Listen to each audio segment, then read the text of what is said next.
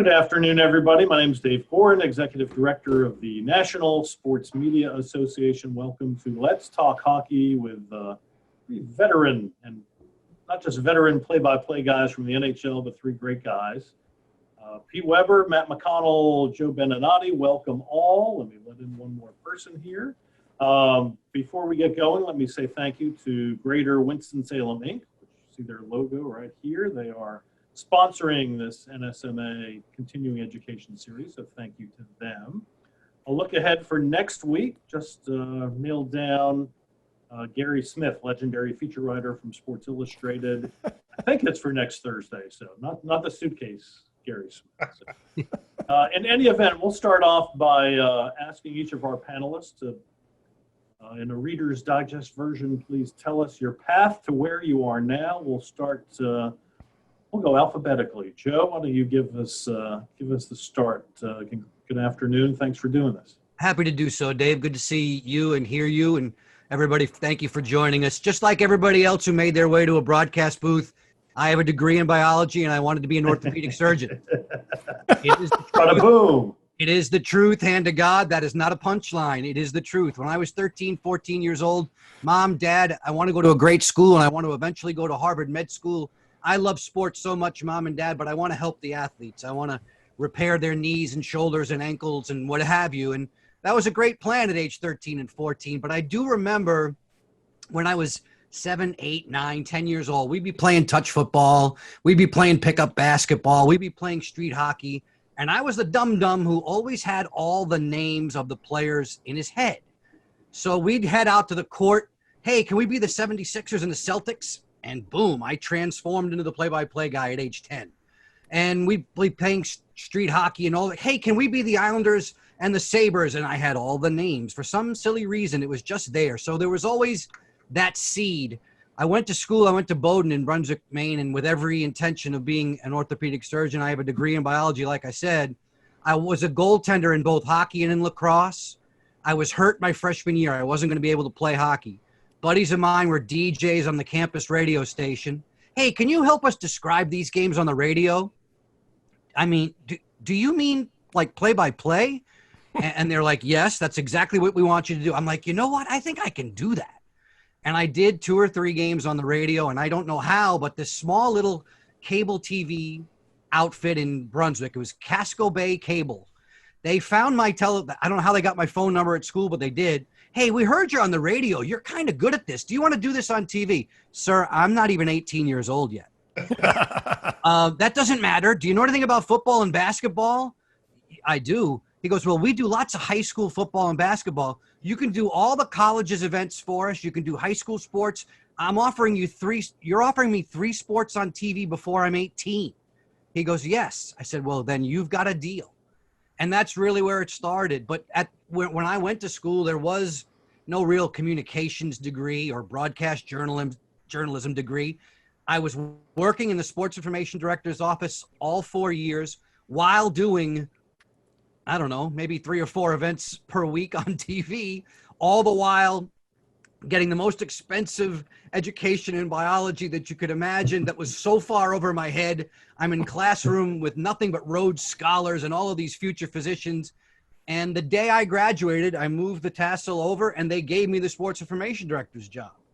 Beautiful. Wow. I'm working now as the SID. I'm doing all the games on TV and radio. I got the opportunity to fill in for a friend of mine in the American Hockey League in Brunswick. I was in Brunswick. He was in Portland. Hey, can you help me out and call a pro game for me? You want me to do a pro game? Off I go, and the rest is history. I was hired by the then Maine Mariners for a couple of years. They relocated to Providence. So I spent a total of 5 years in the American Hockey League, came to the NHL, got my big break in 1994. Should have known that I was destined for greatness right then and there. 1994, hey, work stoppage. You got your big break, but there is no league. And 2 or 3 of those later, here we are, some 26 seasons now in the NHL. And there you go. Including 2 times as the DC Sportscaster of the Year for the NSMA. Matt McConnell is a former NSMA Arizona Sportscaster of the Year and future, I hear. Matt, you're up. Well, first of all, it's great to be with everybody today. And Joe, I knew you played lacrosse. I knew you played hockey. I guess I never realized you were a goaltender, so that probably explains a lot of things over the years. And I played power forward in basketball. As you can tell, if you know me at 6'5", I dominate the paint. Oh, and Pete, it's great to see you. Dave, thank you. Thanks to everybody that's on the call. I'm here not because I was a biology major. I'm here because I was a finance major at Michigan State that flunked out of math and science. So telecommunication was a degree at Michigan State that did not require a math component, right? And I had an uncle that was a sports writer, and he was a sports editor of a suburban paper outside of Chicago, the Gary Post-Tribune, and he wrote columns, and he covered Moose Krause and all the great players at Notre Dame for years. I used to go drinking with Moose Krause, and I'm sure that's something that Pete would well, it's not an exclusive club. A lot of us. I was going to say so, but I came home and I got my report card after my first term, and I opened it up, and my dad's like, what does it say? What does it say? And I go, oh man, this can't be right. And he goes, let me see that. And he takes the report card out of my hand, and he goes, well, Matt, this says you failed math. Oh, I can't be right, Dad. Well, Matt, this says you failed science. You're not Sci class. Oh, that can't be right. Well, you did get a B in English. So I had a 0.5 grade point average, and I asked my uncle, we had a heart to heart. And I said, Uncle John, I've always thought about going down the sports broadcasting journalism path. I've never really given it a lot of serious thought, but it's always intrigued me. And he's sitting there, and he's got one of those little, glasses this big with a big old scotch, and he takes a drink of his scotch, and he goes, you know what? He goes, Matt, you don't want to get 20 years down the road and look back and say, what if? And that did it. Like that something clicked. So I went back to Michigan State. I changed my major to telecommunication, no math, okay, no science, and I was on my way. But I got involved in student radio. We've had a lot of guys come out of that program. Mario Mpemba, the former Tigers director of broadcasting, or TV broadcaster, Jim Kozimor, who worked for years at the Sacramento Kings. We've had Johnny Allers, who's in Anaheim, was part of that program. So we've had a lot of people come out of there in different capacities, and I'm pretty proud of that. But like Joe said, he was in the American Hockey League for, what did you say, Joe, 5 years, right? Turned out to be 5 years, yeah. I was in the International League. I started with an expansion team in Flint, Michigan called the Spirits, which, by the way, had the worst record ever in the history of the International Hockey League. We went 16, 60, and 6, Ouch. My one and only year there. And we only called road games. We went 4-37 on the road, so I called 4 wins. But that prepared me for the Atlanta Thrashers, maybe sometimes the Arizona Coyotes. But it's just a progression. So I worked in the eye. I bounced in and out of sales. I lost my job in the eye in Flint when the team was sold. The same thing happened to me in Peoria before I kind of figured out a way to get back and then move on to the NHL. And my big break was in '93 when I had applied for the Florida Panthers and the Anaheim jobs. And the Florida Panthers sent me a rejection letter in about 3 days. I kid you not. I think I mailed my stuff on a Monday, and I heard from them on a Thursday. It was that quick. But I never heard anything from the Anaheim franchise. So I'm working in Peoria, and I'm like, you know what? The dream's over. I think I'm going to go learn the business side. So I went and became the assistant general manager in the East Coast League for Richmond, and the AGM title was for the business side. And I hated it. I had a boss that was a moron. It was hotter than hell in Richmond. The humidity was 1,000%. And I come home in this foul mood one night, and I get back to my rental town home, and my answering light's blinking. Now, I don't know how many of you know what answering machines are, but it's blinking. I got a message, right? And I go, who the heck is this? And I hit the thing, And this lady on the other end says, Matt McConnell, this is Susan Jackson from Tony Tavares' office at the Mighty Ducks of Anaheim. Can you please give us a call? She leaves the number, and it's a 714 area code. And I thought it was one of my friends playing a bad joke. So I literally went to the phone book to make sure that 714 was Orange County. It checked out. They flew me out, and the rest is history. I've had a few stops along the way, and I wasn't even their number one candidate. Jim Jackson, who does the television in Philadelphia for the Flyers, was their number one candidate. And he was on the phone with the Ducks when they were offering him the job. His call waiting clicked in, and it was the Flyers, and he took the Flyers job. So had he taken the Ducks job, I wouldn't even be on this Zoom. That's my story. Oh, Good right. thing he did. Good thing he Thank did. you, Mr. Blutarski, 0.5. Thank you. No record of attending favorite college. Pete Weber is a 7-time winner of the Tennessee Sportscaster of the Year. And everyone that anyone else has mentioned, Pete knows. So he knows everyone in sports. He's done baseball, basketball, football too, right? Yep. And hockey now. So And lacrosse. and lacrosse. And sports, but I don't think he's done axe throwing or cornhole. So Pete, welcome. Not so far. Thank you. Thank you.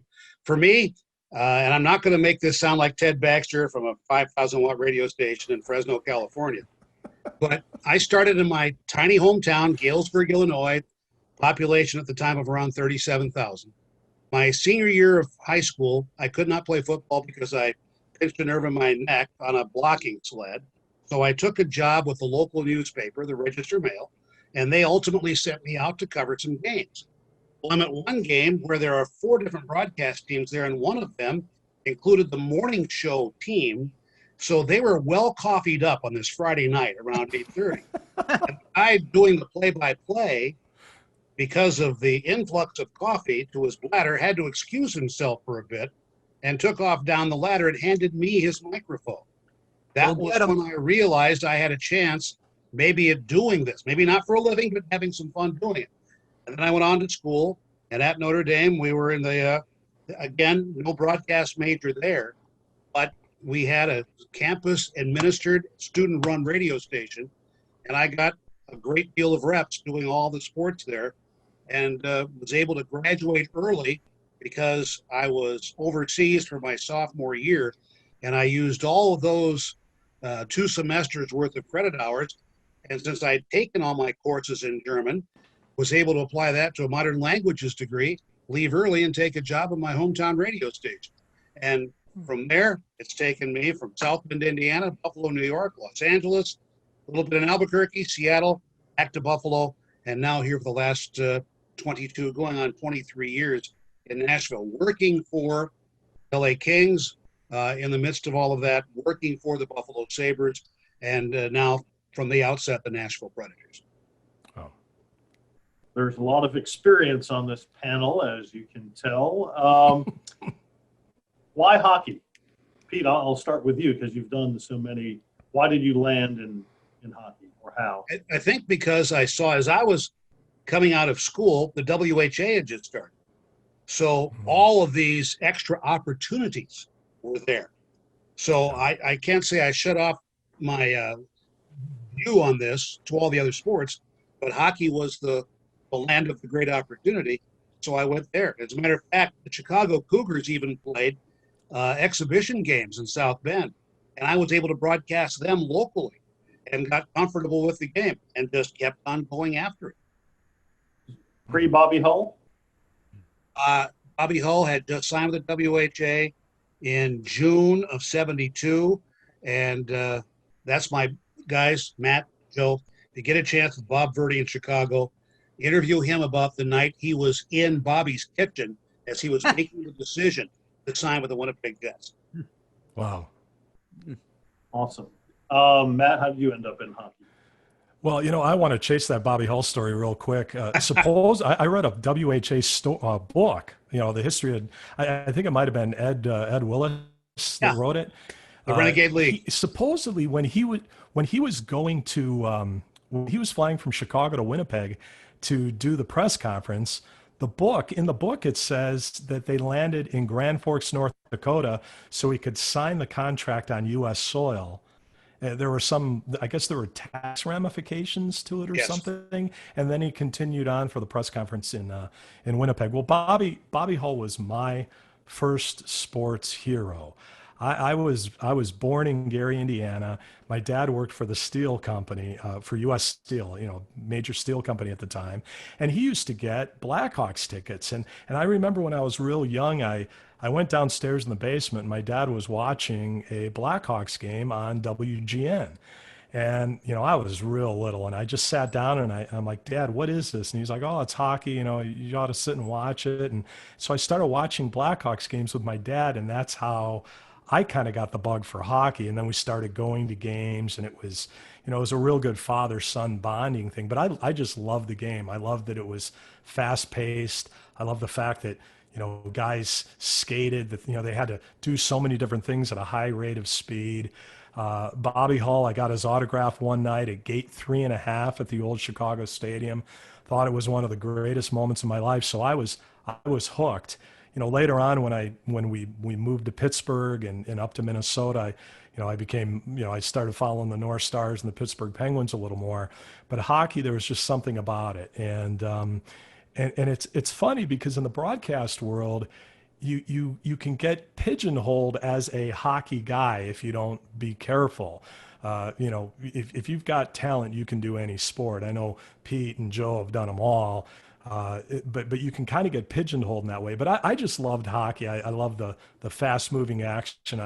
I loved listening to Lloyd Pettit, who I still think is one of the best, greatest radio hockey play-by-play guys ever. Pettit and Dan Kelly were my two favorites. And Lloyd Pettit is on YouTube.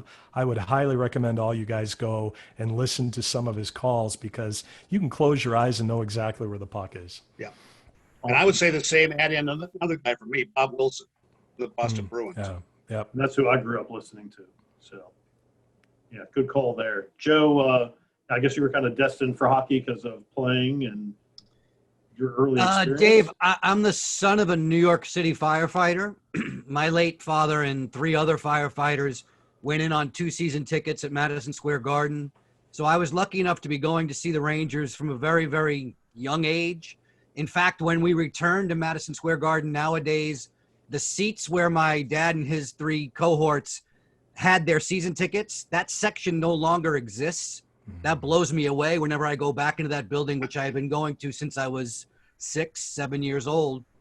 Fell in love with the sport there for sure. Playing it, I always wanted to play it. My mom and dad first brought me to Comac Arena on Long Island when I was 5 years old to start learning how to play. I always wanted to be a goalie. My dad was wise enough. He said, learn how to be a forward, learn how to be a good skater first, your edge work and all. And I honored his agreement. We had a little deal. He said, if you make a travel team as a forward, play that first year, we'll go and get the goalie pads as soon as you're done with that first year. And he wasn't kidding. And I did it. I made that first team as an atom or a mite or a squirt, whatever level it was at the time. And as soon as we were done, boom, it was right to goalie pads. But I'm sure what helped steer me towards hockey, and like Pete and Matt were saying, I've been lucky enough, I've done 8 different sports. And I never wanted to be just pigeonholed as a play-by-play announcer for hockey. I love it. Yeah. It's obviously one of my first and true loves. But at that age, especially when I think back to when Dad was taking me to Madison Square Garden, I was listening to Jiggs McDonald. I was falling asleep to Marv Albert on the radio. Jim Gordon, I heard Matt mention Jim's name. Those are the people whose voices filled my head while I was supposed to be sleeping. My dad would go upstairs to the TV room, crack my door open a little bit so I could hear all of the play-by-play while I was supposedly sleeping. As soon as somebody scored, boom, I popped out of the bed, ran in, sat down next to Dad, watched the replay. He would shoo me away before Mom would come up to the room, and nobody knew the difference. Or maybe she did, but she didn't let on. But that's where I was hooked. I became infatuated with the game from a very, very young age. And today's generation just doesn't get the transistor radio under the pillow that many of us grew up with. Not at all. Joe, tell me about developing the radio pattern. It's a different animal than any other sport. It's more than anything, I would think, I refer to it as the truest form of what we do as announcers. For the last 25, 26 years, I've been doing mostly television. The amount of time that I spend doing a radio play-by-play call is extremely limited, but it's maybe the one that I feel most fondly about. It's how I grew up in this business, and I truly relish the mechanics of play-by-play, and especially on radio. You guys just mentioned the name Bob Wilson.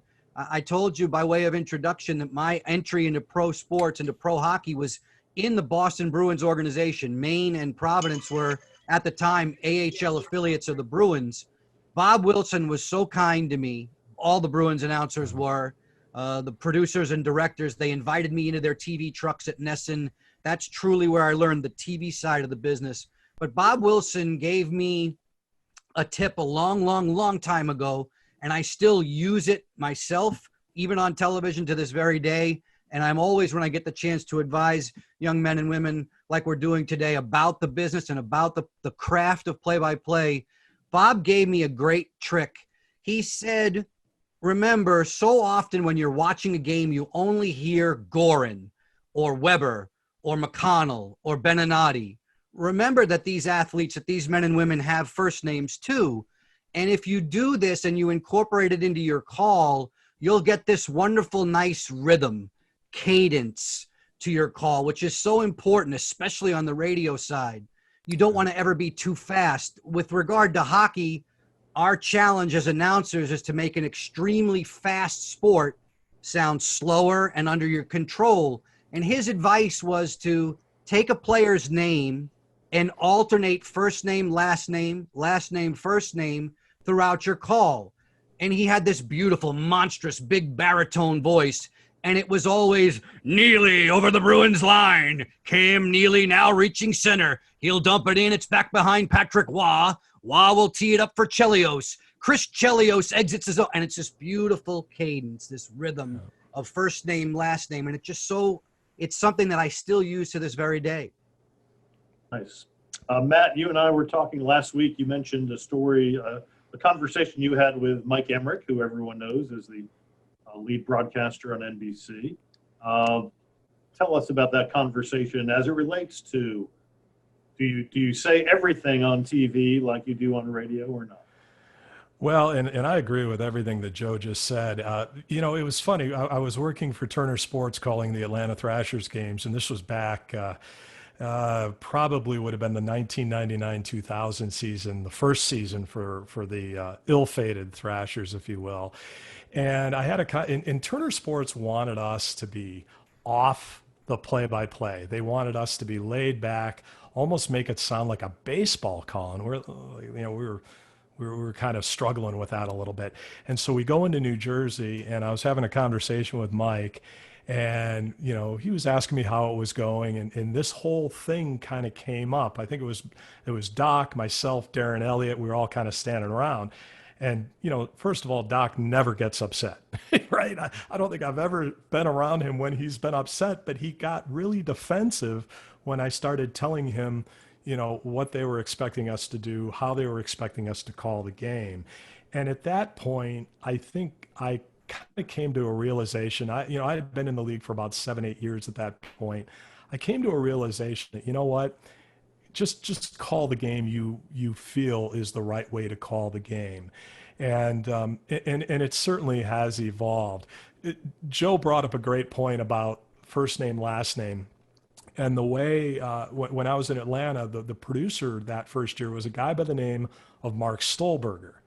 Now, Mark Stolberger he was kind of a nut, right? He was pretty eccentric. He wasn't the greatest at relationship building, but he was a master in my mind in terms of sports television. And one of the things that he told us early on was, whenever you start a broadcast, always use first name, last name, and then as the game goes on, it's okay to just use last name. I do think Joe and Fred those are good points in terms of interacting with first name, last first, and so on and so forth. But I still do that to this day. So if you listen to a Coyotes game, I am always, especially in the first half of a broadcast, giving first last names, and I think Joe's points were very good. Pete, you've done both TV and radio. How is it for you to make that transition? Well, it's a little bit more complicated in that the first 12 years here, we simulcast. So I realized I pretty much had to be a slave to the radio audience. Number one, there's going to be more of them. You don't have to subscribe to a cable service to get Predators TV or just get Predators radio, and you did for the television. So I was still along the lines of describing, but Terry Crisp was my partner, and I were very cognizant of we don't say, as you can see, because probably 2/3 of our audience could not see it. So we had to constantly describe, go to the extent of giving the geography, where the puck is located, giving the identification, who the heck has it, and go on from there. And I think, and also when I was in Los Angeles doing color with Bob Miller, we simulcast 25 games a year back then on good old KHJ Channel 9. So that was great training to move me ahead in this direction. So the radio call has basically been with me from the outset. That's the way I've done it, going back to 1974, doing Notre Dame games at Michigan State, at Colorado College, and at Denver University. So when we went those latter two schools, we always made sure to bring an extra bag of sticks so we could break them and bring back Coors to campus and be real entrepreneurs. Coors was not available out this way at that point in time. Right. I think it's cool that Pete mentions the simulcast part of it. Uh-huh. And that means he's got the best of both worlds from a TV and a radio perspective, in that the television score bug is always in there. Yeah. I know we have a bunch of folks on the line with us on the Zoom call who are both radio and television announcers or aspiring to do one or the other. With regard to radio, please, please, please find some way, ladies and gentlemen, find some way to give the score every 90 seconds of real time. On television, sometimes we get lazy because that score bug is in there. On radio, you cannot. When I was first starting in radio broadcasting, I wrote the numbers 0 through 60 on the top of my scorecard. Every time I gave the score, I crossed one number off. Shame on me at the end of the night, 2 hours later, if I was only on number 22. You want to give that score 90 seconds.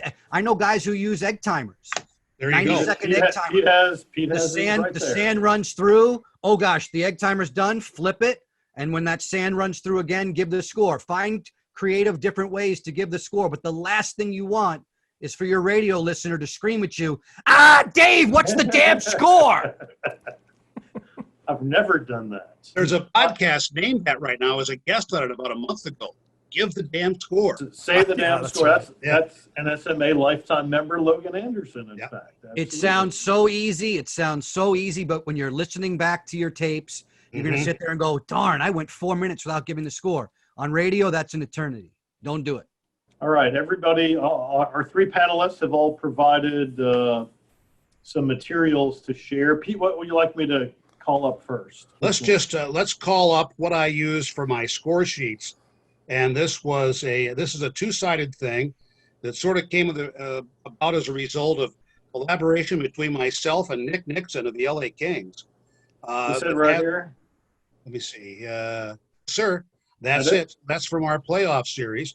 And you can also hit the tab at the bottom and the front and then the back. So all your information is all in one place. And in the playoffs, what I do is insert the regular season stats there so we can make comparisons as time goes along and then keep our lineup straight and tell you what the story of the game is. The other side is the simple things like the referees, all-time records between the teams, etc. And Nick and I sort of collaborated on that. And I always wanted to be able to have something I could put on an 8.5 by 10 sheet of cardstock. and work on it. I have a library of all those over the last few seasons here. All right, what's next?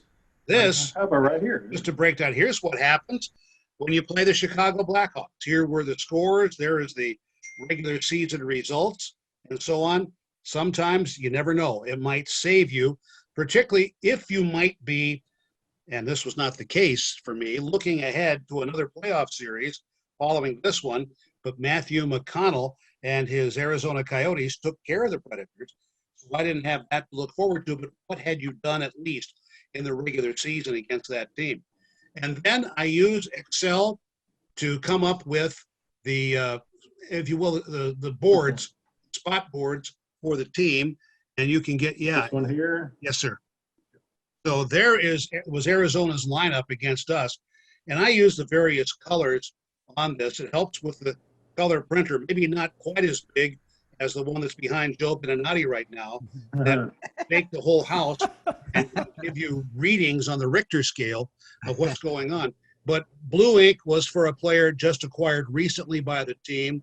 Red would be for a player drafted by that team in question, and then how they were obtained, trade, waivers, whatever, on down the line.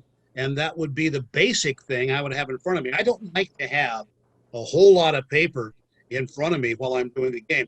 And my other sheet did similarly with the Predators. So Anything else you want to look at here? I think that's it. I think that pretty well covers it. All right. Matt, what would you like to look at? Let's look at San Jose first, the second one there, 12-17. So I too am an Excel guy, and I don't necessarily put nuggets for every player. I just don't do it because on the TV side, we don't have time, and a lot of times they're already covered in the truck. So this is kind of my standard board here. I have one of these for each team. This is the Coyotes side. So if you go down the left, it's got all the pertinent information in terms of power play, home, road, leaders, shorthanded, leaders, what power play PK numbers are the leaders in the league. I do a little bit on Tucson. If you go around the bottom part, I've got injuries. I've got if anybody's on a streak. Robbie Russo had been recalled from Tucson, so I got his numbers there. Notre Dame kid, put that on there for Pete. Yes, upcoming schedule, and then on team stats, goals for, they had 2.63 in the league. That was tied for 24th. So on and so forth. If you go up that right side, opponent, what they are against opponent, what they've done lately, milestones, all sorts of stuff like that. And then Rick Tocchet, just kind of a summary of what Rick and some of the players might talk about. This was right after they got Taylor Hall. It was the first game as Coyote. So I put in parentheses the subject matter.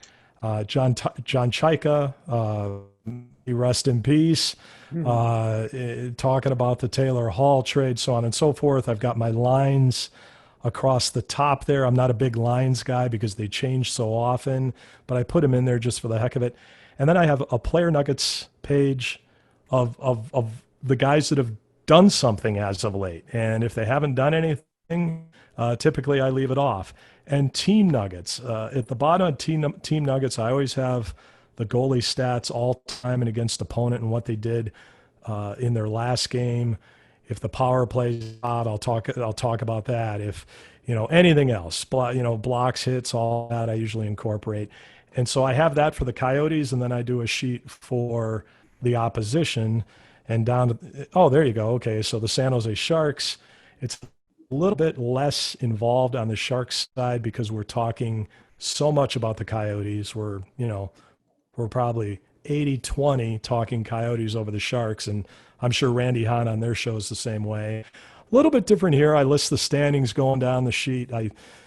That's just kind of a safety valve for me. It's like my pacifier, I guess, because I've been doing it forever. Coaches' information in the lower left, similar stuff up the sides and around the bottom, and in the middle too. The team stats is a little bit different because it wouldn't fit where the standings are. So that's what I do. I use that. I typically will use it as the flip chart, And that kind of gets me through what we need to get through because we just don't have a lot of time on the TV side. Now that Cal Poly at U of A, this is like a freelance page. This was a basketball game I did for Pac-12 Network, and this is something that I devised, which is a little bit different. Since it's a one-off, I don't know the players nearly as well as I know the Coyotes. So this was a game against Cal Poly.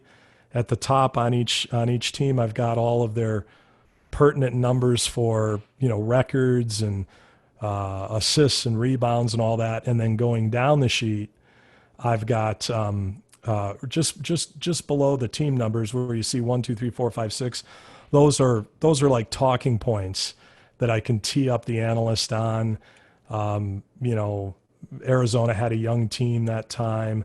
TJ McConnell was their big leader. He's gone pro and everything. And then I have more of an individual on each player since I don't know the guys. So I've got height, weight, sophomore guard, freshman guard, sophomore wing, where they're from.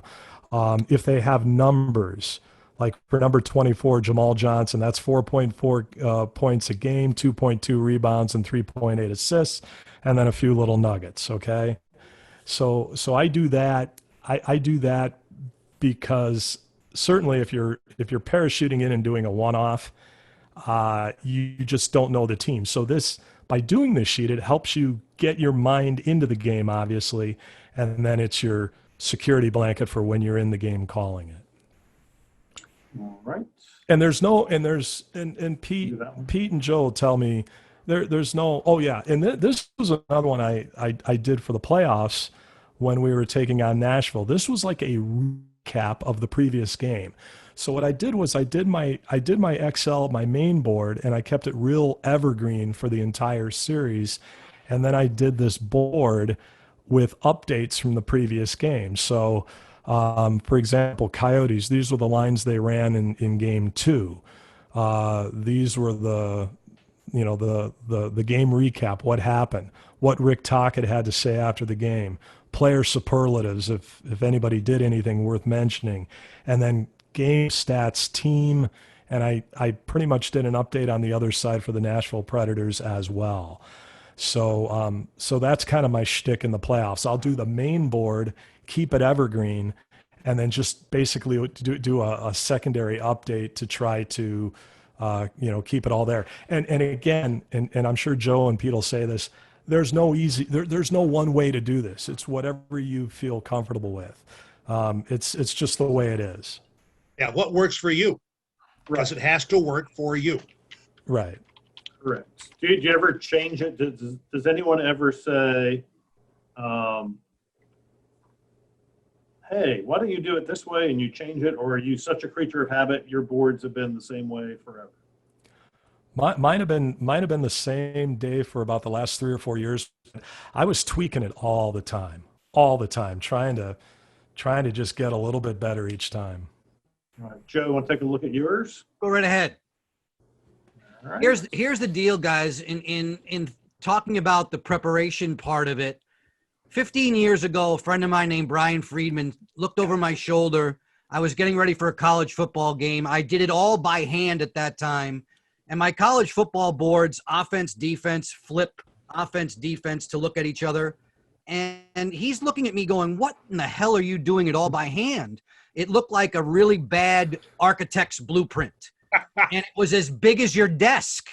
He said, he was a computer programmer, and he said, I can help you with this. I said, can you do football, basketball, hockey, baseball for me? He goes, sure. He has become a cottage industry to himself. It's known as Broadcaster's Edge.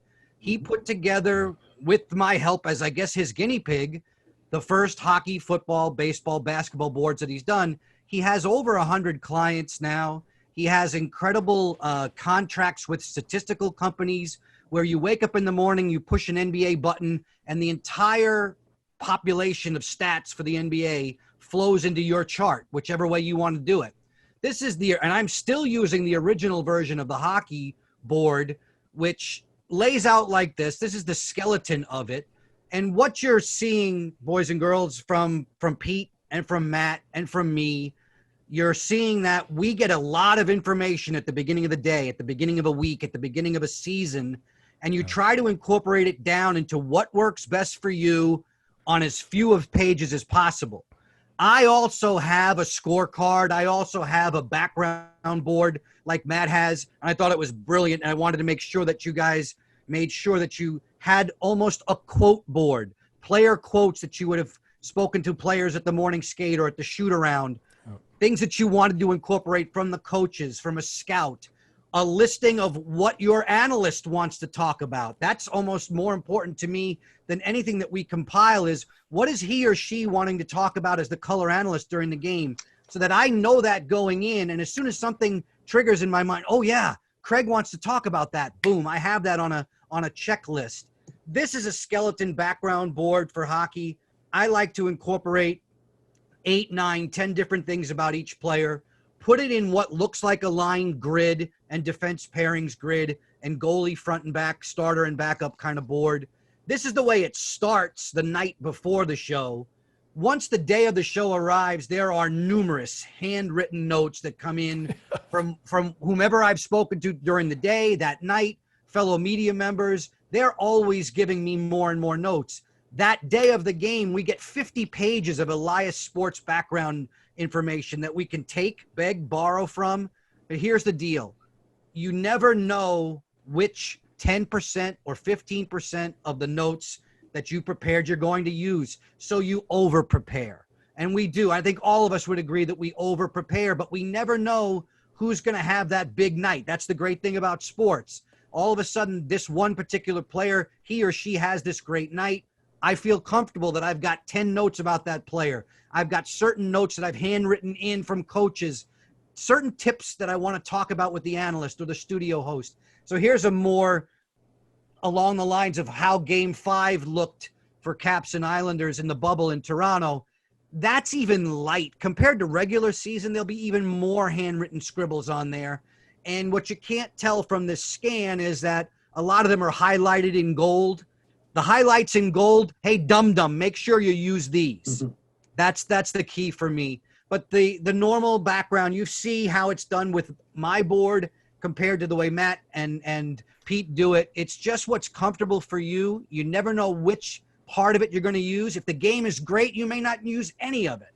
But being prepared is so important to us. And I will share those, if that's all right with you three gentlemen, with everybody on the call.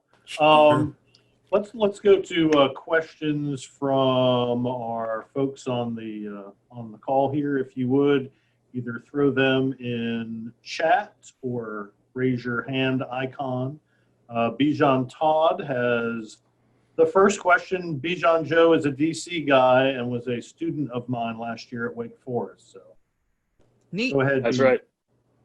Yeah, thank you, Dave. Thank you so much. And thank you, Mr. Weber, McConnell, and Beninati for doing this. We all appreciate it. Yeah, Mr. Beninati, it's true. I grew up in D.C. I've been listening to your broadcast since I was like 5. Big fan of yours. Amazing. Your ears haven't fallen off your head yet. That's a good thing. They're close. That was in Joe's 20th year, right? Thank you, Matt. Yeah, I'm sure. But no, yeah, like Dave said, I was a former student of his. I just graduated from Wake Forest. I have 1 season of Wake Forest hockey play-by-play under my belt. That was a job that I actually got through, Dave. So thank you, Dave, again for that. But my question was for all three of you, what would you recommend for someone like me who's fresh out of college, trying to eagerly break into the business? Like I said, I have 1 season under my belt, but that's it in the way of play-by-play. Do you have any recommendations? Go ahead, Matty. Kick us off. Get reps. Get reps any way you can. And sometimes that might be at the professional level. At other times that might be at the college level, even the high school level.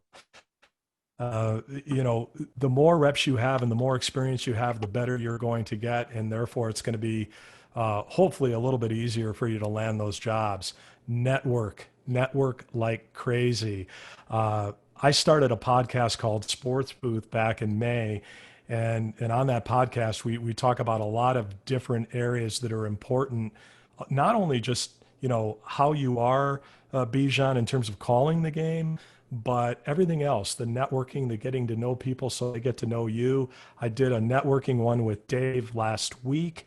I think it's great that you're on this call and that you're part of NSMA, but if you don't get a job in the coast, if you don't get a job in the American League, that doesn't mean you can't call games. You can try to get games at the collegiate level. You can try to get games even at the high school level if nobody's doing them. Just get as many reps as you can and continue to look and continue to network. And you can do them in your recorder as well. You don't have to be on the air. You don't have to be streaming. Just get the reps. And I'm going to recommend a book for all of you. Malcolm Gladwell's The Outliers. And in there, he talks about how the most important thing for anybody in a particular line of work or ambition is to get 10,000 reps to become expert at that. And he spends a lot of time on hockey players in that book as well. So I think he'd give you some unique approaches to getting after this. So he, as Matt said, get your reps.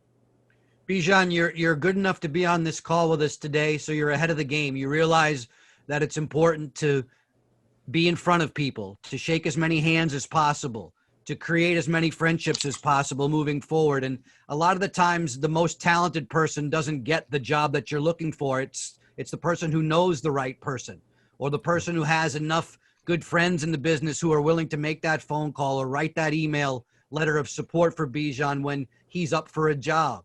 But with regard to what Matt and Pete have already said, it becomes a little bit more difficult maybe now in the times of a pandemic. But we have so many sports on the air. And just because you don't have a microphone attached to your head doesn't mean that you can't practice. All you have to do is hit the mute button on Sundays and you become an NFL announcer. Just do your homework before the game. And if you're going to try and focus on the Steelers and the Jets that day, call the Steelers and the Jets. Do it for 15, 20 minutes into your recorder. Then please send me the link. I'll be happy to listen to it. I'll be happy to constructively critique it. But that's what you do. That's what we all did. I went to high school basketball gyms, sat in the upper corner of the arena, far away from people because I didn't want to bother them. But I called basketball games, high school basketball games, as if it was the 76ers and the Trailblazers. I went to local community ice rinks and sat in the upper balcony, not to bother anybody, but I made believe those high school teams that were on the ice, they were my Rangers and Flyers. They were my practice reps. So yeah, we'd all love to have ECHL jobs or junior jobs or American League jobs or NHL jobs. But before we can get those, and there are precious few of them, you have to practice. And I tell young announcers, please, 30 minutes a day. It's not that much. If you wanted to work on your golf swing and become a single-digit handicap in golf, you'd spend way more than that. You'd spend way more time than that at the range. You'd spend way more time shooting free throws if basketball was your thing. If broadcasting and play-by-play is truly your thing, find a way to practice. You have to. You talking about practice? Thank you, Mr. Iverson. There's one other thing, and I want to chase this a little bit too, Bijan. It's not the other get the reps and everything, but it's not always just about how good of a play-by-play guy you are. It's about everything else that you can do for the organization, and that's a big part of it. Go on the STAA website and read a job description, okay? Read a job description and look at it from the point of view of the employer, the hiring manager. They're going to want you to be a great play-by-play person, but they're also going to want you to sell. They're going to want you to, they're going to require you to update the stats, do the PR releases, hold press conferences, and if need be, when you're working in Beloit, Wisconsin, you might have to roll out the tarp, for a rain delay. I'm not so you can be the best play-by-play person out there, but if you really want to distinguish yourself from all the others, look at it from the employer's point of view. They're saying, I need a guy here that can wear 6 hats. My question to you, Bijan, can you wear 6 hats? I can wear as many hats as the team needs. Whatever they need, I can do. Yeah, thank you for that. For me, that's where the time as a sports information director coming out of college, that's where the time I spent in the American Hockey League was where I grew to the point where I became that much more attractive to them because I was able to do a program, write a story, do the statistics, be the travel secretary. The only thing, Bijan and guys and gals, that I was actually insulated from, I never had to sell. And that's rare. But, 20, 30 years ago, you had to sell your advertising space on the radio. You were that chief salesperson. I was always protected from that, but I had 7 different hats. And all of a sudden, it'd be 6:57 on a game night, and I'd be finishing up a program story, and somebody would tap me on the shoulder and go, "Oh, by the way, you need to run to the booth." It's totally different now in the NHL. You have the days to prepare, like we were showing you how to prepare. But in your entry-level jobs, you are going to be working sun up to sundown in a lot of different ways. A colleague of ours who just retired, Rick Peckham, did all those multiple things with the Rochester Americans. Plus, in his PR aspect of his job, he was able to make Mike Keenan look like a nice guy. Before we get to our next question, 2 things. First, Justine, where are you? It looks like you're in an arena. Unmute if you would and let us know. Our only masked guest today. Can you guys hear me? There she is. Yes. Where are you? I'm in Murray, Kentucky. I'm in our basketball arena. Okay. I love it. Good. You're not that far from me geologically or geographically. It's like 2 hours or so. Yeah. Geologically, was that Magma. age? Submagma. Geologically, it would be, what is the hardness of your thumbnail? It's the hardness too, but okay. Pete Igneous.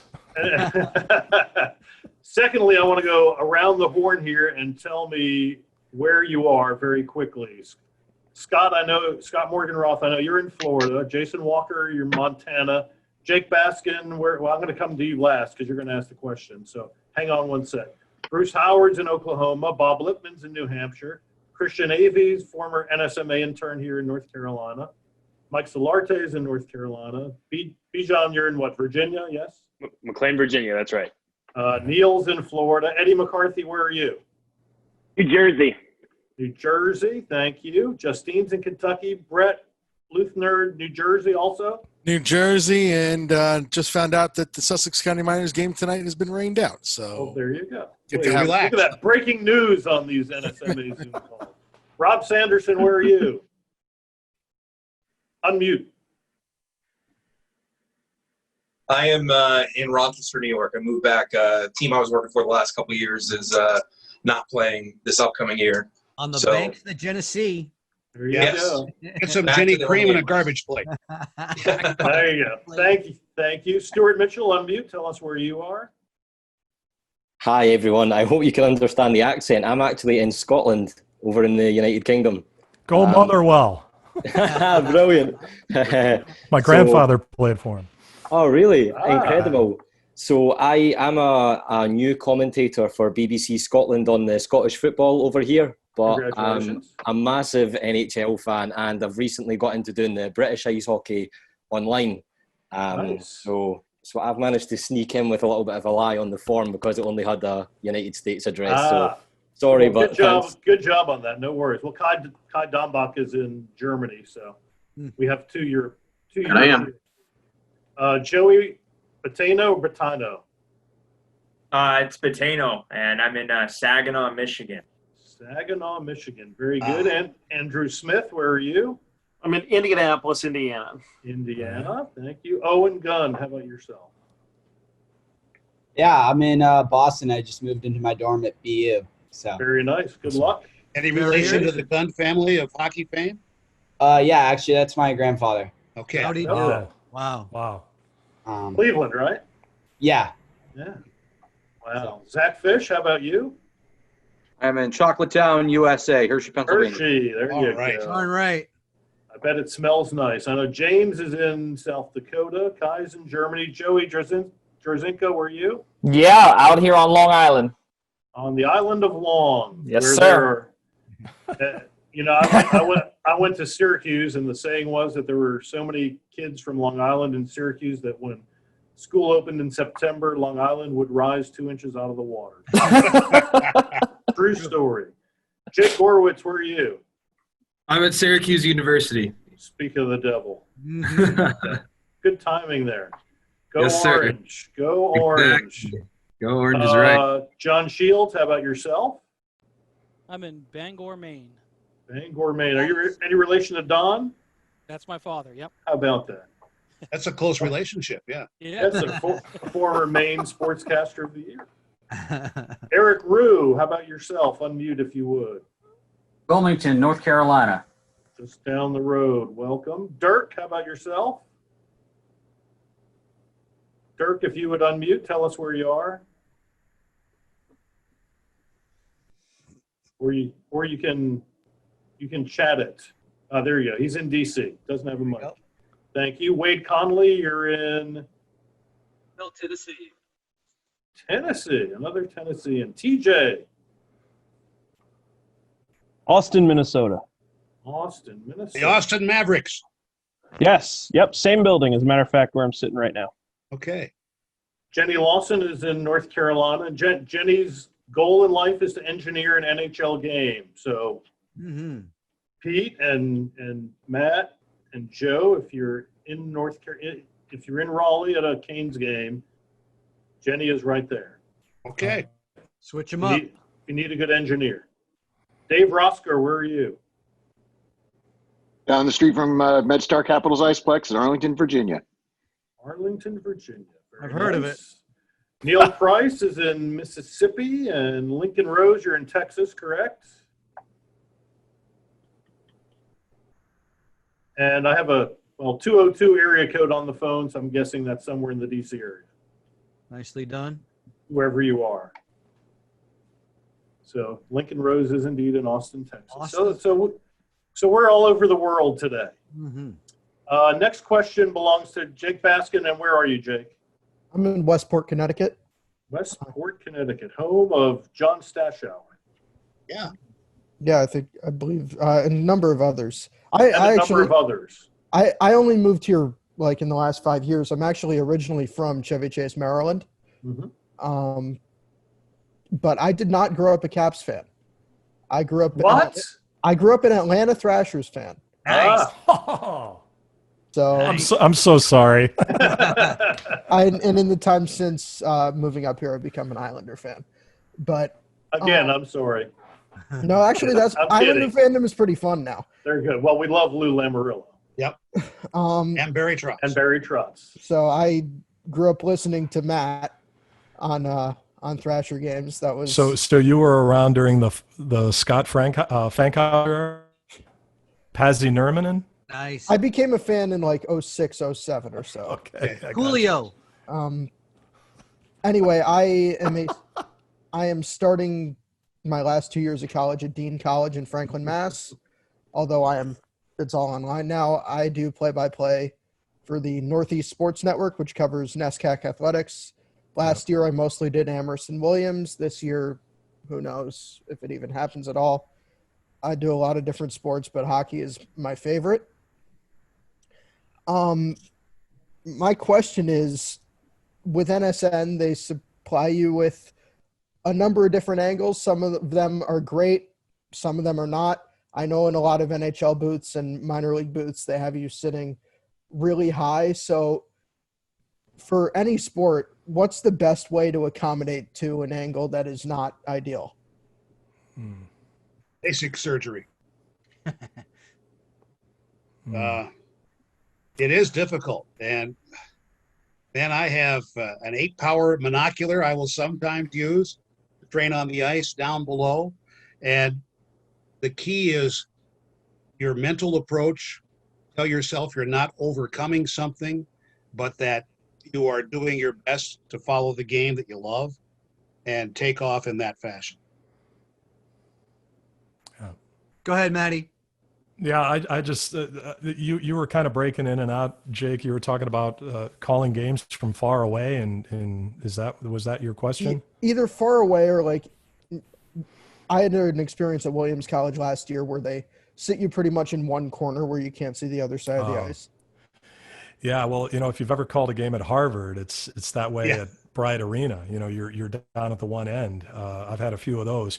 You know what? The reality is, as they build more and more new arenas, especially in our league, the higher and higher we go. Pittsburgh is ridiculously high. Edmonton is ridiculously high. But, Calgary's high, but you're kind of out over the ice. So Calgary, I think, is a great position because you're kind of looking straight down on the ice. So how do you battle against that? What I think is a good, just like Pete's saying, be mentally tough and really try to concentrate on what you're calling, right? Like block out the other distractions. That's one thing.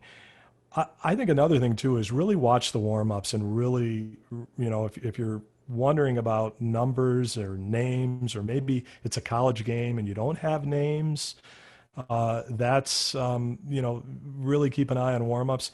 What I find interesting is when you're far away, obviously, I know the Coyotes, and once you get through the league once or twice, it's easier on the opposition. But a lot of times it's the way the guy skates, it's the way they gallop, it's it's a certain helmet they wear, things like that help identify guys. But yeah, it's hard. It's really hard. I remember when I had lace 6 years ago, and I went into the booth for the first time prior to a preseason game at our arena in Glendale, and I wasn't calling the game that night. And I looked down, and I'm like, oh my God, I can't make the ice out. Like I can't focus in on the ice with my eyes. And I was freaking out. And about 5-10 minutes later, I was fine. I've never had that happen since. But yeah, the further away you are, it's definitely tougher to call. Hey, Jake, unmute for a second. Okay. Jake, how often do you see Amherst or Williams or Wesleyan? Is there one team that you're specifically connected to? No, but most of the time last year I did Amherst. Okay, so here's the deal. According to where Matt was going, with respect to the Amherst team or the Williams team, whichever one that is that you see the most, like we see the Caps and the Predators and the Coyotes, you're going to start to recognize body language from different players, and you'll get more and more accustomed to it, of course. You're going to get used to different size players. Some guy, you're never going to confuse a guy who's 6'5" with a guy who's 6 foot once you get to know what he or she looks like on the court or on the ice or on the field. Jake, the one thing that you can always count upon, and if you can memorize, it helps you. And I don't know if my two colleagues on this call do the same, but I've memorized the shot hand for everybody in the league. So even though Roman Yossi and Dante Fabro wear 59 and 57, I will never confuse them because I know one shoots left-handed and one shoots right-handed. Right. So memorize that. The really, really tough one for me in the NHL from the booths that we work in, the left side of the Philadelphia Flyers defense, Provorov, Haig, Sanheim, they're all single digits. They're all left-handed, but I'll go this far and tell you that Provorov uses a certain color tape that's different than the other guys. So really, you have to become a student of the game. And I'm not saying that there are morning skates that you attend for a Bowden Colby game or for a Wesleyan Williams game, but when you can be around practice, notice different things. Oh, he wears a different helmet. When it was the early days in the NHL for me, shield, no shield, that helped me. How a player taped his shin guards. Some of them used white tape, some of them used black. And I'll make notations about that because I think in our business, as play-by-play announcers, what we pride ourselves on is instantly recognizing as soon as that puck gets to Baskin, boom, I'm saying Baskin. As soon as the football is caught by that wide receiver over the middle, McConnell reaches up and makes that catch, I want to be saying McConnell makes the grab, not over the middle, it's caught, 1,000, 2,000, McConnell makes the catch, a gain of 8. I'm back-selling that guy. I want you to be as good a play-by-play guy as you can be, but make sure you have those names. Identifiers are the most important things for what we do, I think, and find any way, any trick to help identify. When Matt's doing an Arizona game, Garland and Hinostroza are both little guys. They both shoot right-handed. One wears 83, one wears 13. You have to find some tell that's going to let you know ahead of time when that puck goes into the corner that it really was Hinostroza. And the better you get at it, it's going to be from body language, and it's going to be from whatever little identifier that you can pick out. Stick tape color, helmet, different helmet, shield, no shield is a thing of the past now, except for dinosaurs like Zdeno Chara. But it used to be something that really helped me. It's about like Yager's flowing mullet, right, Joe? Yeah, you can't miss that one. The Pittsburgh goal. And another thing that helped. First of many. That I learned from Chick Hearn. Chick Hearn would spend the pregame warm-up practice calling the game. and he would concentrate on the opponents. He knew the Lakers cold, obviously. He would concentrate on the opponents and do that. So by the time they actually threw the ball up to the opening tip, he was ready. He was warmed up and ready. Yeah.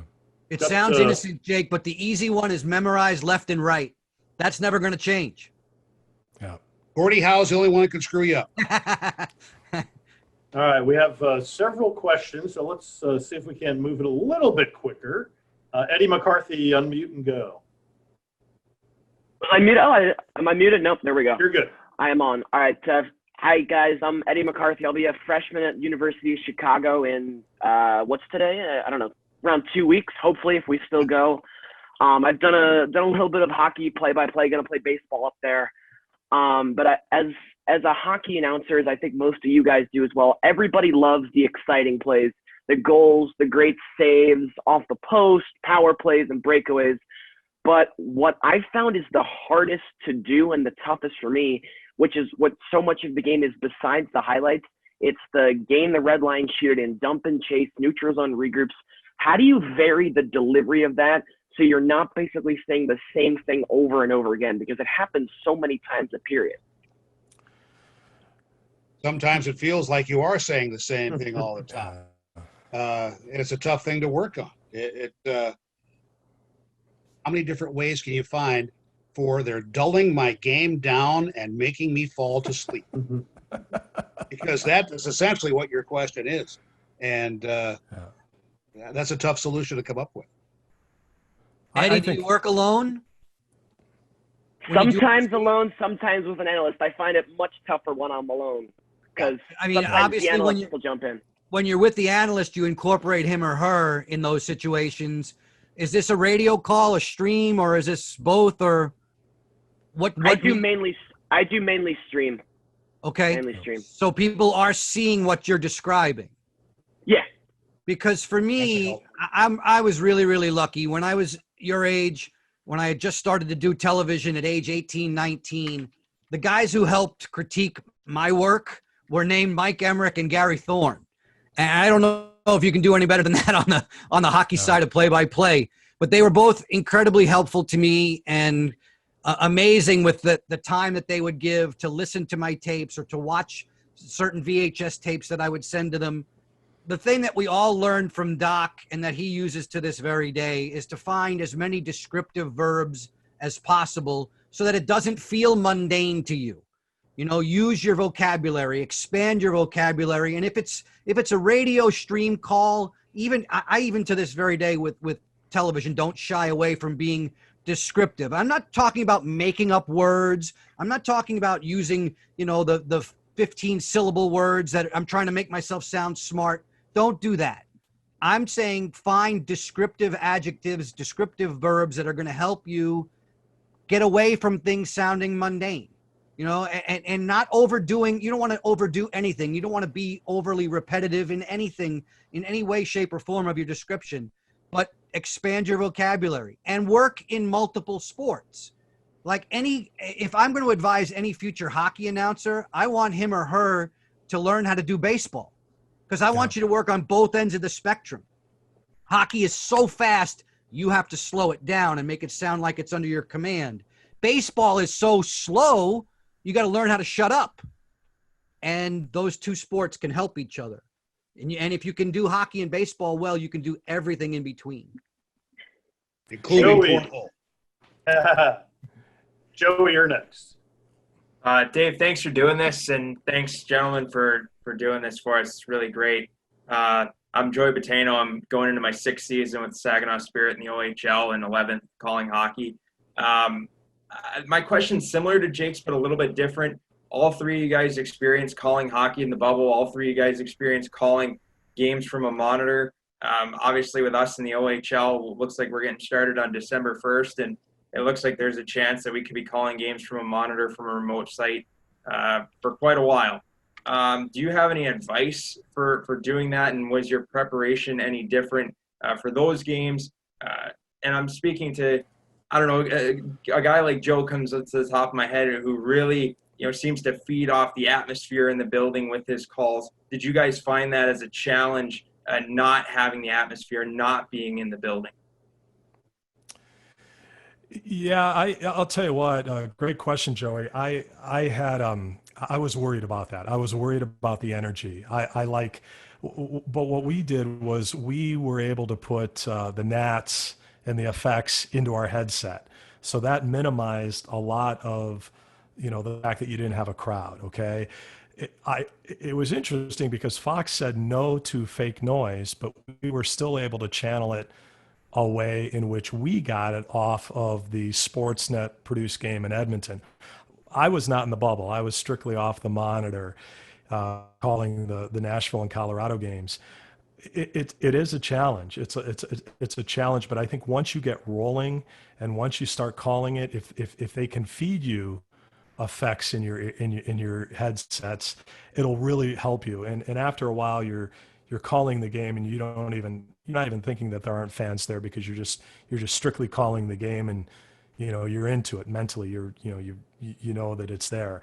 We had our setup was, and I think I could probably speak for Pete and Joe, our setup was not as bad as I thought it was going to be, but I certainly don't want to be in that situation moving forward, if that makes sense. We had a world feed camera. We had something called an all 12, which was a wide view camera where you could see the entire ice. Now, in theory, the all 12 might be where the analyst could pick up a referee out of frame, making a penalty call behind the play. But from a play-by-play standpoint, I think I looked at the all 12 maybe twice or 3 times. It was too wide for me to identify players off a grainy monitor that they had. We also had an ISO, and we had a lock-off camera for sales items and things like that. So you're not going to like it initially.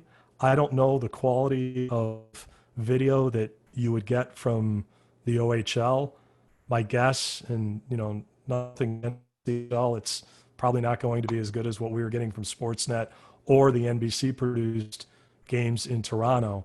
You're just going to have to battle through it. And you know what? It's going to make you a better broadcaster. It really will. You'll figure out a way to just my thing is get a big enough monitor, because when you call a game in an arena, you have 180 degree vision. You're looking at a game like this, okay? So, you have the ability to look behind the play. You have the ability to look at the bench. You have the ability to see if 2 guys are starting to slash each other in the corner as the puck is a zone away. You will not have that necessarily by calling games off the monitor. My analogy of calling a game off the monitor, imagine driving in your car, driving down the highway, driving down I-75, okay? And you're just passing the Dort Highway or whatever, or no, you're in Saginaw, okay, I-75, and you're driving down the highway, and all you can see is out of your side of the front windshield. You can't see out of the passenger side of the front windshield, and forget it. You have no vision out of either side door's windshield. That, to me, was what it was like calling a game off a monitor. Sounds pretty tough. Yeah. And the other thing too, you won't have access to players live. You won't be on the bus where you can talk to the coach. You won't be hanging out before the game where you might be able to talk to players and coaches. You're going to have to do all that prior to them getting on the bus or doing it via Zoom, things like that. So you need to have a plan, and it's kind of like a before broadcast plan, and then how you're handling it once you're on the air. We were supposed to go till 5:15. I'll go till 5:30 if you guys can. Sure. Keep going. Stick around. All right, well, let's keep going. Scott Morganroth, you have the next question. Unmute, please. Hey, Pete, good to see you again, by the way. Thank you, Scott. Missed you over at the dinner, and good to see all you guys.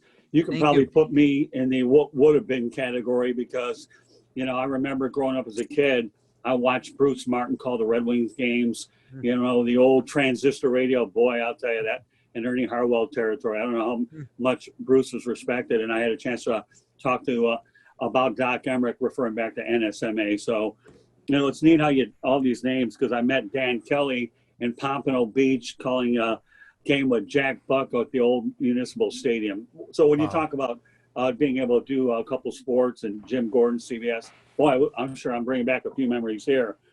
But tell me, do you think that not only are the Zoom broadcasts, Zoom technology here to stay, but what about the remote broadcasting? Are we going to see a lot more of that going forward? Is this one of those freak years that, things somewhat get back to normal later on?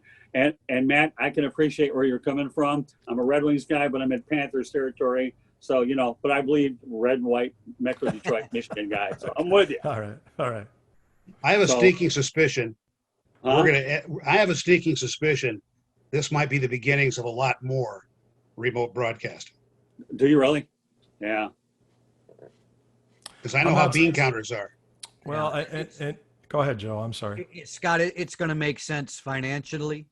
Yeah. And this is not to break my arm patting ourselves on the back, but all of our announcers, especially those hockey guys, they showed you that they're capable of doing it and doing it well. And we love when we hear the compliment, oh, geez, Joe. Oh, geez, Matt. Pete, I didn't even realize that you weren't there. You mean you weren't in Toronto? You weren't in Edmonton? That's such a wonderful compliment, but it's hard to do it. The way Matt was describing it, it's not that easy.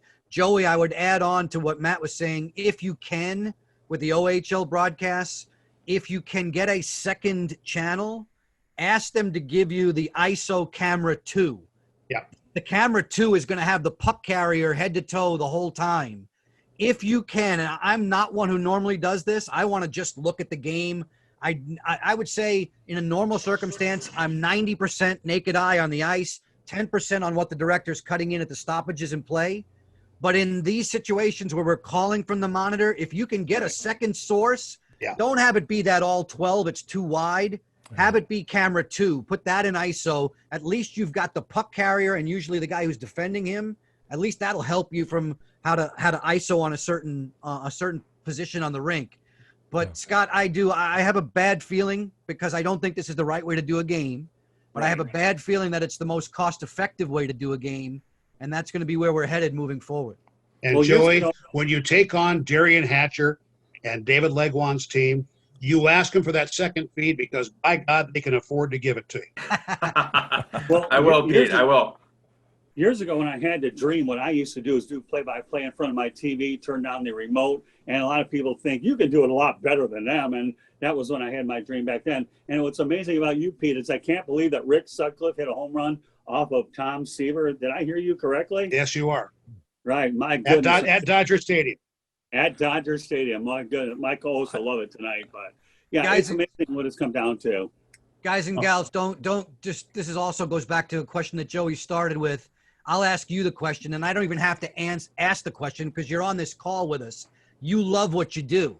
If you love what you do and you love the sport, don't worry about generating the excitement with no fans in the stands. It'll come out of you. Yeah. It's just something natural by now. You wouldn't be on this Zoom call if you had a problem generating your own energy. You'll learn how to marshal your energy, when to use it, when to be appropriate with it, but it's going to come naturally to you. If you love the sport and love what you're doing, you'll be just fine.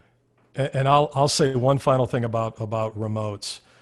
I don't think I'm going to go the opposite. I think when the fans come back, I do think we'll travel. I've talked to a couple of regional executives that call the shots, and they're like, the play-by-play and analysts, the talent, they need to be there because we're in the storytelling business. And I hope they're being genuine when they say that. In terms of crews, that might be a little bit different because there's technology right now that will allow crews to do games remotely from a studio back at their RSN. So stay tuned, but I certainly hope that's not going to be the case down the road. I'm lucky enough to work for Big Ten Network, and for the last 4 years, I and the analyst have been on site, but everything else is being switched and fonted and produced, and all the audio is coming from BTN Studios in Chicago. Yeah, that's Pac-12 one way is the to same do it. with the Remy's with Pac-12. I hope they send us to the sites, and it's not just because I want to screw around in LA. It's because I want to do my job well, and I do my job best when I'm on site. But what we had to experience was a good experience in the playoffs. I don't necessarily want to continue to do it, but I know that we can do it and do it well, and it's good to know if we have to do it that way. Little side note before the next question. I have run into both Matt and Joe doing college football games. I did a game as sideline reporter for Wake Forest. Ran into Matt, game at Utah State, of all places, and Joe was doing a game at Indiana about 4 years ago. So, yeah. Zach Fish, you have the next question. Hey, gentlemen, thanks for doing this. Joe B., good to see you again. You too, Zach. I'm with Hershey Bears, the American Hockey League. Just finished up my fourth season, ECHL and USHL. Before that, got to do some fill-in stuff for the Caps on the radio side as well over the years. But wanted to ask you, all three of you, and I've listened to a lot of your work, get to work with a color analyst that has played the game. It can bring that energy, and Joe B. and Locker do a great job locally here as far as feeding off of each other and getting the best out of each other. In the American League, I've been lucky to work with some former players, Mitch Lamrew, a Hall of Famer at this level, even former Thrashers goalie. Here's a name for you, Matt, Freddie Cassivi, former Hershey Bear. He's overcome his French accent to do some games with me, but these guys aren't necessarily paid. It's a volunteer position. They learn the rosters eventually, but they rotate games. So I don't get the same guy every night, and they're not necessarily Terry Crisp or Craig Laughlin or Tyson Nash or any of the others that are doing these games quite a bit. How do you recommend in any situation, whether you're working with the guy once or you know him like a brother, getting the best out of a former player as a color analyst? Because I just feel when you do it, it makes your broadcast for not only the listener, but for yourself so much better. I say just be as conversational with him or her. I mean, you might get Kendall Coyne Schofield coming in, sometime. As conversational with that person as you can be, and be natural with them, which will help bring their natural selves out. Now, it can be scary to bring out Terry Crisp's natural side, but still, it can also be very rewarding. Yeah, I think you got to get them into a comfort level. Get them into a good comfort zone, and if they're real green, talk before the game. Have a conversation. Hey, I'm thinking about getting you involved this way. Do you feel comfortable? Just let them know what's coming. Okay, let them know what's coming to kind of kick it off. Get them in a conversation. Get them in a comfort zone, and then after that, ask them, open-ended questions so that they don't feel as if they're, you're taking them down a rabbit hole somewhere. Just and when they what Turner taught us, I very well was always, don't be afraid to go back what they, discuss something in the third period that they brought up in the first. Go back to it. Hey, back in the first period of play, you were talking about how great Pete Weber was in the corners, fishing out pucks, and his forecheck was incredible. And, are you surprised to see that out of Pete? Things like that. And or were you worried about his drinking? Just get him into a comfort zone, and then after the game, have another conversation, talk, communicate. It'll really help. Yeah, Zach, you know this. It starts at the beginning of the week. It starts at lunch the day of the game. But for me, and Locker and I still to this day, there are nights when you're doing that 4-game and 6-night span, and you're at that fourth game, and I can tell that his give a darn gauge is starting to shrink.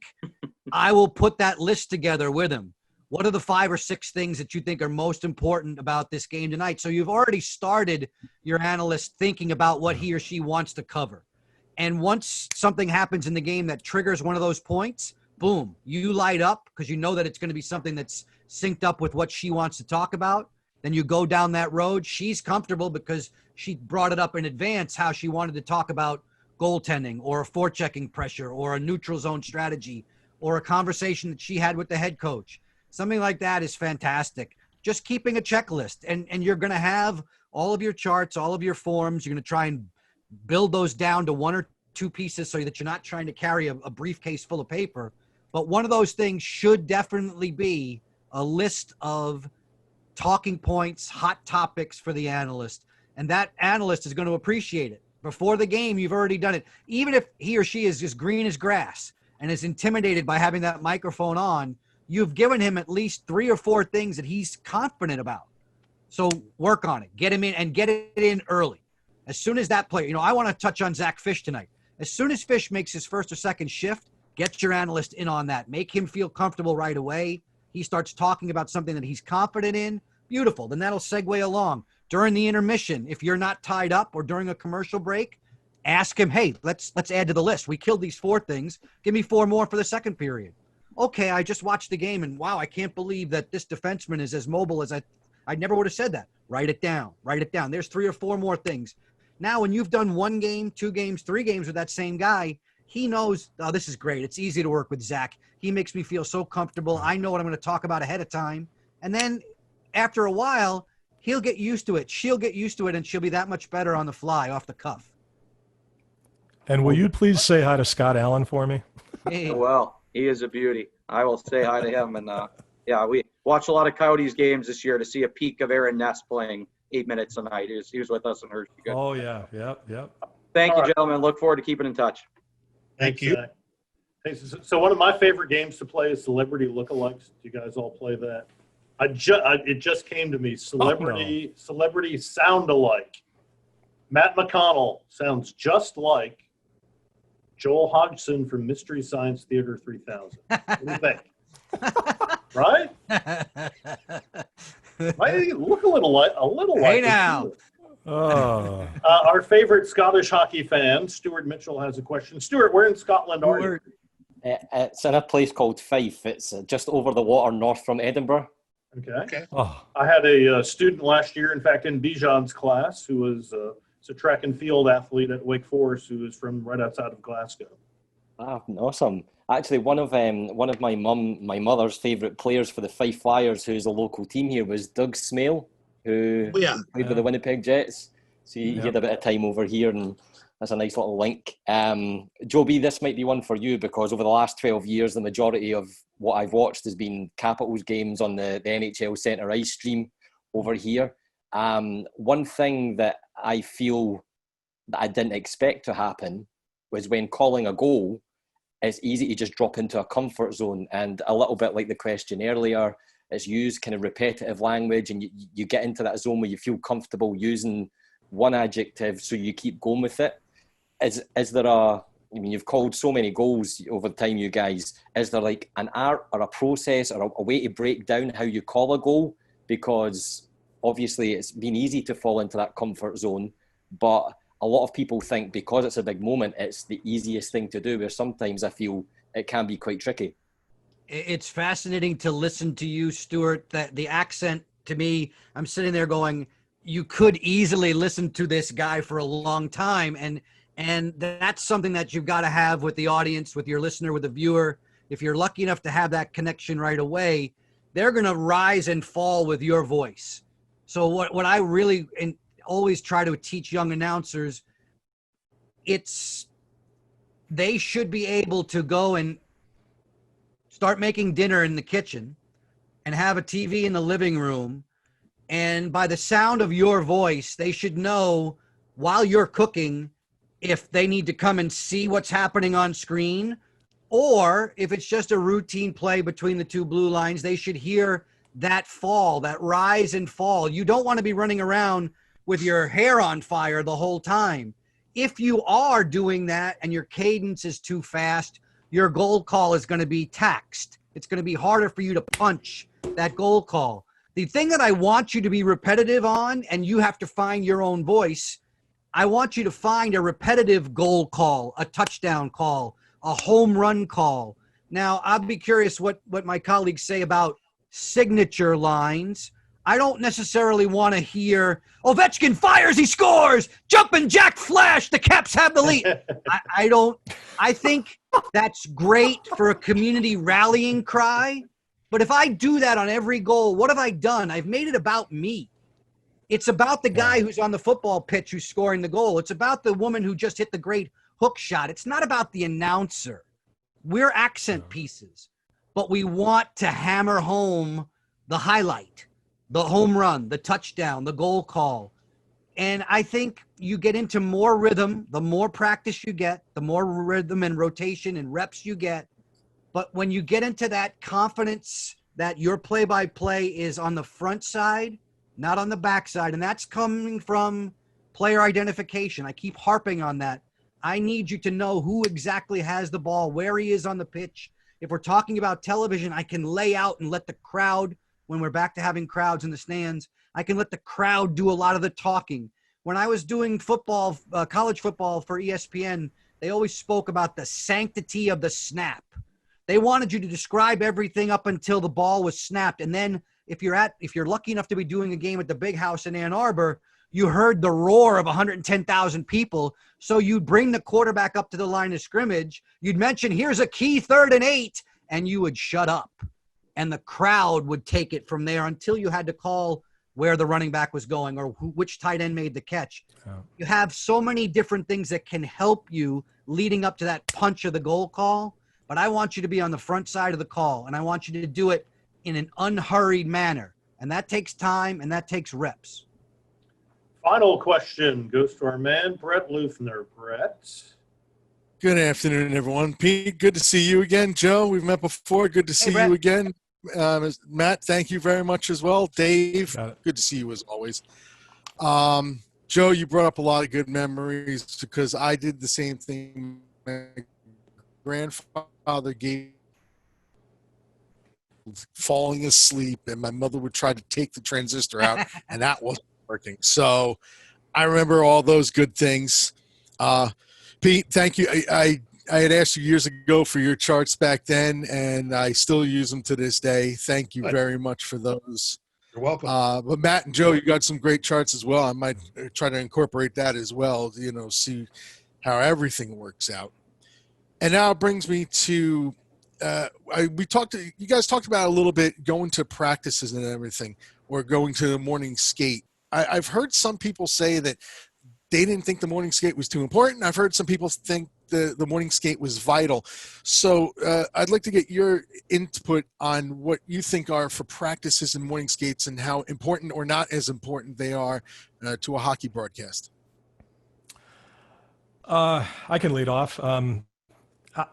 First of all, Brett, I think they're very important, but I will go a step further. I think the day before a morning skate is critically important as well, and I'll tell you why. The morning skate, everybody's in their own routine. You got a brief meeting with the media. They bring the coach out. You get a few players. You have an opportunity, if both teams are practicing in the same arena, which is not that common anymore, to maybe go talk to the broadcasters on the other side. I know Pete, Joe, we always have conversations, but the day before you get to spend more time. You have a better opportunity to get the coach one-on-one, to have a 5-10 minute conversation, a one-off, if you will. Players tend to stick around the locker room more on the day before practice. And so you can gain a lot of material the day before that, and you can start, like I like to start my prep the night before the day of the game.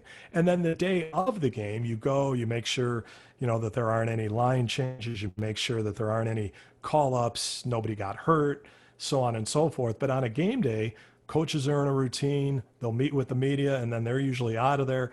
Players are the same way, they're a little more rushed. So I would say the PR guys with the Coyotes, they laugh at me because I use the phrase, I like to do the heavy lifting the day before and then supplement it with whatever you need in terms of updates on game day. That's how I do it.